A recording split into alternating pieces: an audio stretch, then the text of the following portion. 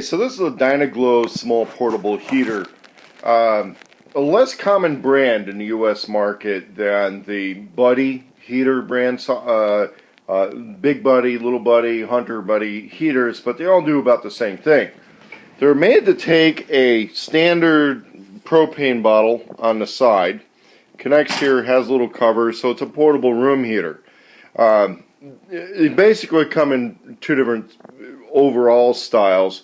One of which will have a carbon monoxide kind of detector shut-off device in it, so that if you have a buildup of carbon monoxide around this thing, let's say from not adequate ventilation, it would automatically shut off. Now, one of the problems is that sometimes that gas rises, sometimes it goes down, depending on how the temperature differentiations work in a place. So there's a lot of warning labels on these things about adequate ventilation. Well, if it's so cold that you really need one of these heaters, it's probably because the place is ventilated. So using these, let's say in a tent or a small cabin or a camper, is relatively common, but you can run into those ventilation issues. And especially in, real sub-zero temperatures, everybody wants to seal everything up. And not only is it a question of other gases, but this thing's also going to use oxygen from the surrounding air, along with the propane to run the heater element. We're going to be testing this in my off-grid camper, while somebody's going to be kind of using that as a little bit of a shelter for a little while. And of course, I've gone through a lot of warnings about, making sure this things stay a little bit open. The other thing that's good about these is they sit on the floor, so heat rises. And one of the problems with using a stove in a camper to heat it up is that tends to all be at waist level and above. So if you're sitting in a chair or you're in one of the areas of the camper that's lower, you have this big issue with the upper part being a heck of a lot warmer than the floor. These things are made to use a standard propane bottle, but another really common thing in a lot of places is an adapter so you can use a big bottle. Among all of the other warnings is don't bring a big propane bottle indoors, even though a lot of people do that. The issue is you just want to make sure that big propane bottle isn't like right in front of the heat source. Now we've got a guard here, so if this tips over, it's not really going to cook anything. I think it'll automatically turn off if you tip it one way or the other, so it's not like you can lay it like this and then use it as a cooking grill. Stainless steel construction, which is kind of nice. The Buddy heaters can rust up a little bit after time. We've got a relatively standard control here where it's off, and then we've got the ignition and the pilot light, and you'll hear that click. That's a little piezoelectric thing, so there's no need to add batteries. A low and a high setting. If it doesn't light right away, then you kind of got to hit it a few times, but you'll see down in here where it's hitting the piezo when I do that, see? So that's usually enough fire to get the propane going, heat up the element, and get warm. It's another little trick you can do with these things is you can put a fan in front of them, and even though it's just blowing across to the side, or some people even have them blowing into it, the idea is that it starts spreading the heat around to have a little fan going.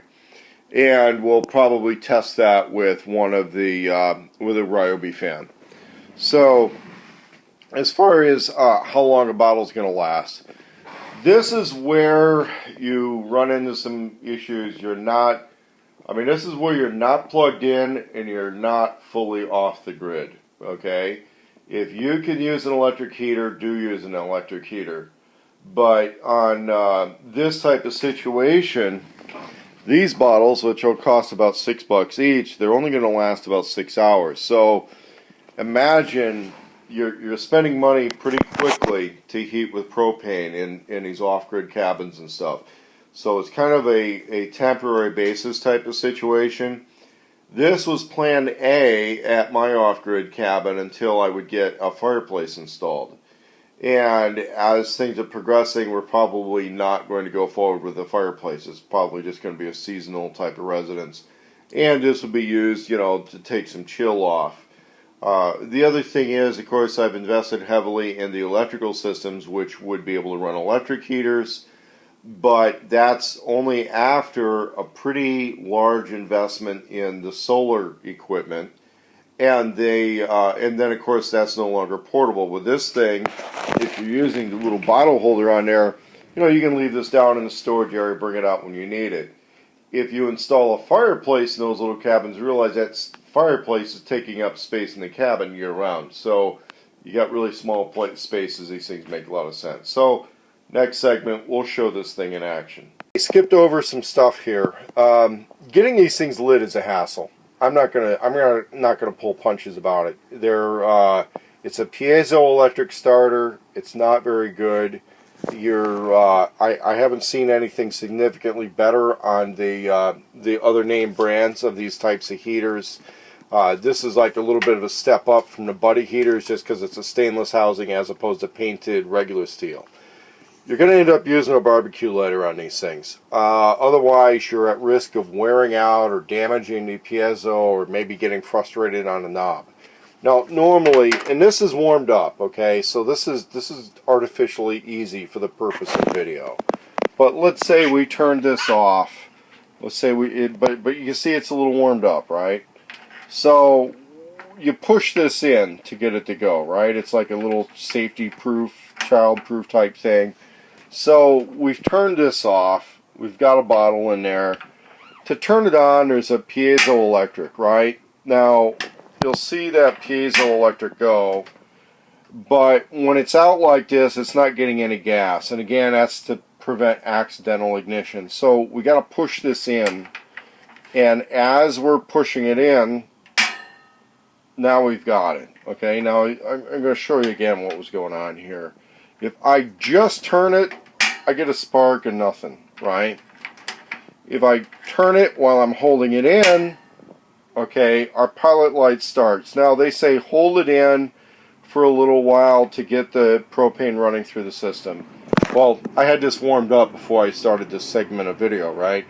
So it looks a little bit easier than it is. Now on this, then we can turn it over to low setting. It pops out a little bit, it turns up a little. Now it looks about the same in there, right?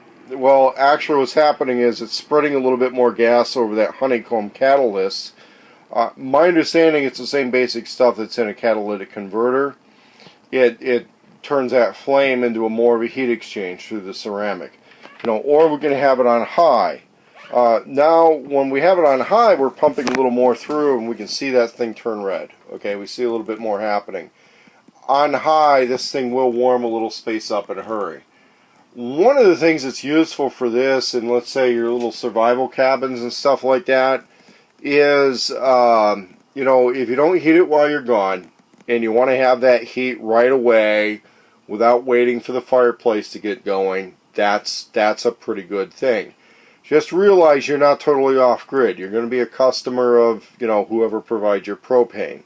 This will accept a larger bottle adapter, okay? So there's the adapter, for example, that I have on this Weber grill here and here.